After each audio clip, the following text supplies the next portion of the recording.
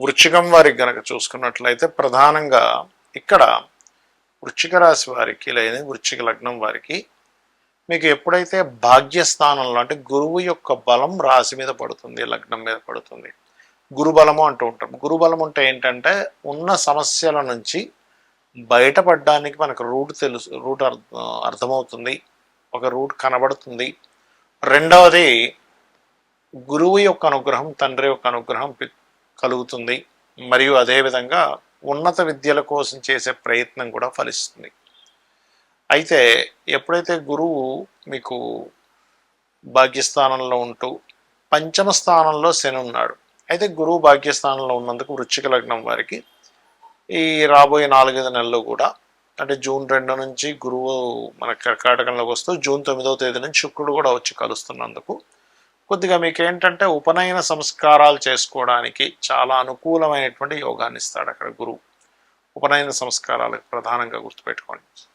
మరియు అదేవిధంగా ఇక్కడ ఎప్పుడైతే ఈ గురుగ్రహం మనకి ఈ శుక్రుడితో వచ్చి చేరిందో, ముఖ్యంగా ఉన్నత విద్యా సంబంధించిన విషయంలోని బ్యాంక్స్ నుంచి ఓడీలు సంపాదించుకోవడం అనుకునేటువంటి విషయాల్లో తండ్రి గారి యొక్క సహకారము, గురువుల యొక్క సహకారము, సంతానం కోసం చేసే ప్రయత్నం ఫలించడము, మరియు కాస్త శత్రువుపై జయం కూడా ఉంటుంది. 6లో ఎప్పుడైతే కుజుడు ఉంటాడో శత్రువుపై జయం ఉండడము, మరియు అదేవిధంగా దశమంలో కేతు ఉన్నందుకు మాత్రం కాస్త ఈ ఉద్యోగ సంబంధించిన విషయంలో కొంచెం గొడవలు, ఎందుకంటే 6వ స్థానంలో ఎప్పుడైతే నిత్య జీవిత స్థానంలో కుజుడు ఉన్నాడో గొడవ జరగడము ఉంటుంది, గొడవ మీద మీరు శత్రువుపై జయము ఉంటుంది.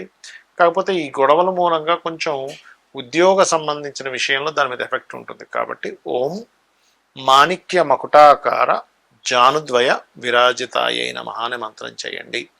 తద్వారా ఏమవుతుందంటే మీకు ఉద్యోగం మీద ఎఫెక్ట్ అనేటువంటిది పడదు. కానీ కొంతమంది ఏం చేస్తారంటే ఎప్పుడైతే మీకు 9వ భావంలోకి 2 శుభగ్రహాలు వచ్చాయో ఇక్కడ ఉద్యోగం కాకుండా మనం ఉద్యోగానికి కొన్ని రోజులు లాంగ్ లీవ్ తీసుకొని ఇంకేదైనా ఇంప్రూవ్మెంట్స్ చేసుకోవాలి, మనం ఇంకేదైనా కోర్స్ చేయాలి, ఇంకేదైనా ఉన్నత విద్యా సంబంధించిన విషయం మీద కాన్సన్ట్రేషన్ చేయడం, ఇటువంటివి కూడా మీకు కలుగుతాయి. అంటే ఇటువంటి వాటి మూలంగా కూడా కొంత లబ్ధి ఉంటుంది చెప్పాలంటే. కాకపోతే ఉద్యోగం విషయంలో మార్పులు చూపిస్తున్నాయి, ఎందుకంటే భాగ్యస్థానంలో అధిక గ్రహాలు ఉన్నందుకు. అయితే మీరు క్రియేటివ్ రిలేటెడ్, చిట్ ఫండ్స్, లేకపోతే ఫైనాన్స్ రంగాలు, auditing related, consultancy centres, training ఇచ్చేవి, ఇటువంటి వాటిల్లో కనుక మీరు వెతుక్కుంటూ ఉన్న ఉద్యోగంలో ఎక్కడా ఇబ్బంది కలగకుండా ఉండాలంటే మీరు ఉద్యోగానికి వెళ్ళేటప్పుడు ఇంట్లో గణపతిని ఆరాధన చేసుకుని వెళ్ళండి. లేదా ఉద్యోగంలో మీ సీట్లో మీరు కూర్చున్నప్పుడు గణపతిని ఒకసారి తలుచుకోండి. లేనట్లయితే వెళ్తూ తోవలో ఎక్కడైనా గణపతి మందిరం ఉన్నట్లయితే అక్కడికి వెళ్ళి ఒక్కసారి 1 నిమిషం పాటు నమస్కారం చేసుకుని వెళ్ళండి. అప్పుడు ఎటువంటి ఇబ్బంది మీకు ఉండదు. మరి ఈ 2 గ్రహాల వల్ల దేశకాల పరిస్థితుల్లో ఎటువంటి ఫలితాలు వస్తాయి చూసుకున్నట్లయితే మనం గతంలో ఎప్పటి నుంచో చెప్తూ వస్తున్నాం. ఈ కుజుడు అగ్నితత్వ రాశుల్లో ఉన్నాడు, శని మీన రాశిలో కూర్చున్నాడు, కర్కాటక రాశిలోకి వచ్చేటువంటి గురువు, ఇందులో గుడ్ ఉంది, బ్యాడ్ ఉంది. చెప్తాను what is good and what is జాగ్రత్త అని చెప్పి చూసుకుంటే ఇక్కడ జాగ్రత్త అనేటువంటిది నీటి ద్వారా వచ్చే సమస్యలు, వాహనాల ద్వారా వచ్చే సమస్యలు. ఎందుకు అంటే ఈ గురువు ఎప్పుడైతే మనకి కర్కాటక రాశిలో శని రాహు ఎనర్జీస్తో ఉన్నాడో ఇది వాహన ప్రమాదాలని, నీటికి ద్వారా వచ్చేటువంటి విపత్తులని, యుద్ధ సంబంధించిన అంతా సమసిపోయాయి కదా, ముగిసిపోయాయి అనుకున్నది మళ్ళీ పెరగడం. ఎందుకంటే మే 11 నుంచి ఎప్పుడైతే మనకి కుజుడు మేషరాశిలోకి వస్తున్నాడు, మే 11 నుంచి మీరు కనుక గమనించినట్లయితే ఇంకా ఏ యుద్ధము లేదనుకునేది మళ్ళీ మే 11 నుంచి మళ్ళీ పెరుగుతూనే ఉంటాయి కామన్గా. అటువంటి ఫలితాలు వస్తూ ఉంటాయి. మరి మంచి ఏమిటి అంటే కొన్ని ప్రదేశాల్లో మనం చూడండి రియల్ ఎస్టేట్ ఆగిపోయింది, ఏంటోనండి ఇక్కడ పెరిగేటట్లేదు అనుకునే ప్రదేశాల్లో మళ్ళీ రియల్ ఎస్టేట్ పుంజుకుంటుంది. ఎందుకు? కారణం ఏమిటి అంటే గురువు ఎక్కడైతే ఉన్నాడో న్యాచురల్ 4th హౌస్, ఆ సహజ 4th స్థానంలో ఉండేటువంటి గురువుకి శుక్రుడి యొక్క సంబంధం వస్తూ న్యాచురల్గా మనకి ఎవరికైనా సరే రియల్ ఎస్టేట్ బాగా పుంజుకోవడము అనేటువంటిది ఎవరి జన్మజాత చక్రంలో అయినా, వృశ్చికంలో కనుక కుజుడు ఉన్నాడు అనుకోండి అప్పుడు వాళ్ళకి రియల్ ఎస్టేట్ పుంజుకుంటుంది. అలాగే వృశ్చిక రాశిని ఏదైనా శుభగ్రహం చూసినా సరే పుంజుకుంటుంది.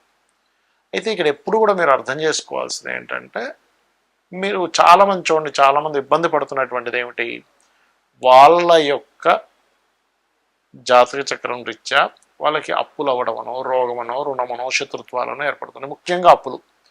అప్పుడు మీరు చేయవలసింది ఏంటంటే మీ లగ్నం నుంచి, అంటే మీ యొక్క జాతక చక్రంలో మీది మేషం నుంచి మీనం వరకు ఏ లగ్నం అయిందో చూసుకొని మీ లగ్నం నుంచి ఆరోధిపతి ఎవరో తెలుసుకోగలగాలి. ఇప్పుడు మేషానికి కన్యారాశి అవుతారు వస్తాను.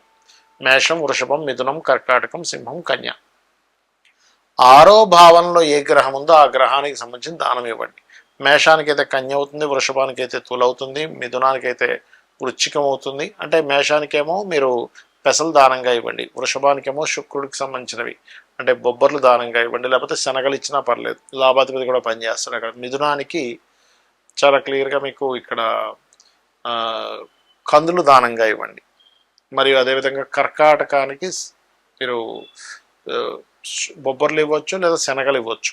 బొబ్బర్లు ఇంకా బాగా పనిచేస్తాయి, అంటే 6th లాడ్ కంటే 11th లాడ్ పనిచేస్తారు. ఇక్కడ ఏంటంటే మన పూర్వజన్మలో ఉండేటువంటి కర్మ వల్లనే మనం అప్పులు పాలవడము, అనుకున్నది సాధించలేకపోవడము, ఇబ్బంది పడడం జరుగుతూ ఉంటుంది.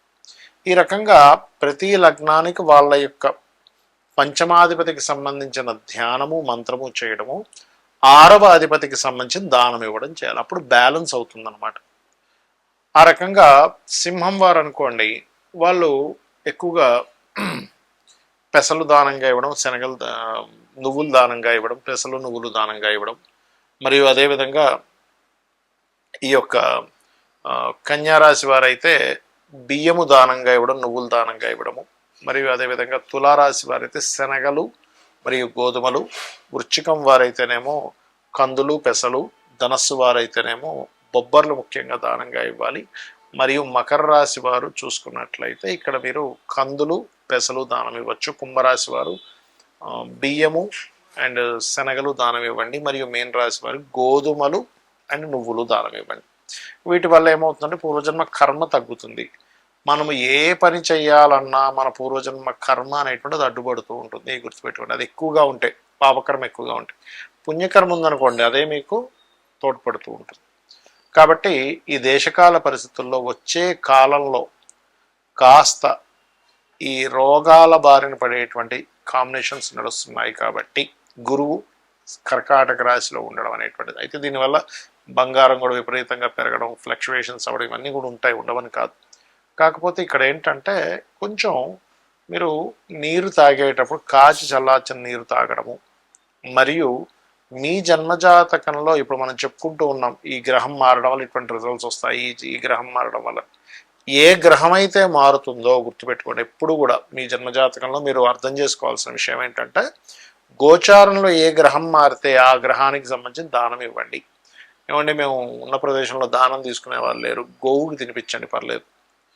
అలా కాకుండా దానము తీసుకోవడానికి లేరు, గోవు తినిపించుకోవడానికి మాకు గోశాల లేదు, ఎక్కడ గోవులు కూడా ఉండవు, మేము ఉండేటువంటిది ఏదో సౌదీ కంట్రీస్లో ఉంటున్నాం అనుకున్నప్పుడు మీరు చక్కగా కూర్చొని ఆ గ్రహ అధిష్టాన దేవతను ధ్యానం చేయండి. అంటే ఇప్పుడు రవి మారాడు సూర్య భగవానుని, చంద్రుడు మారాడు రాజరాజేశ్వరి దేవి అయి నమః అని, కుజుడు మారాడు ఓం స్కందాయ నమః, బుధుడు మారాడు ఓం విష్ణవే నమః, గురువు మారాడు ఉదాహరణకి అప్పుడు ఓం దత్తాత్రేయాయ నమః, శుక్రుడు ఓం శ్రీమాత్రే నమః, శని నమ శివాయ లేదా ఓం ఆంజనేయ స్వామి నమః, రాహువు మారాడు అనుకోండి, రాహుకేతు ఇప్పట్లో మారట్లేదు, మనకు నవంబర్లో మారుతాడు, అప్పుడు ఓం దుర్గాయ నమః, ఓం గణాధిపతయ నమః. దీనివల్ల ఏమవుతుందంటే గ్రహ మార్పు వల్ల మీకు కలిగేటువంటి చెడు జరగకుండా మంచి జరుగుతుంది. శ్రీమాత్రే నమః.